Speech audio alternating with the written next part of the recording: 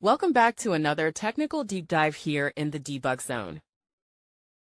Today, we're tackling a big question and breaking it down with insights from other users. Hopefully, this clears up some misconceptions and helps you get the answer you need.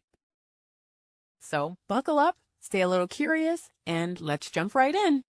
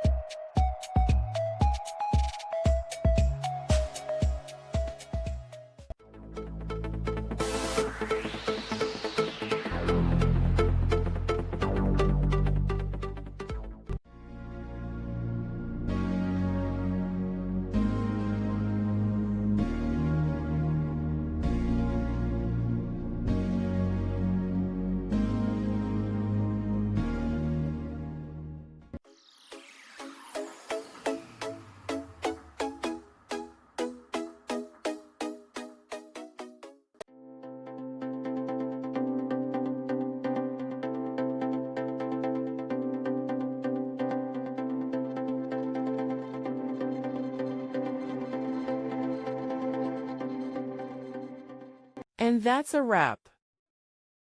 I hope you found the answer you were looking for. If you did, take a second to hit that subscribe button. It really helps out.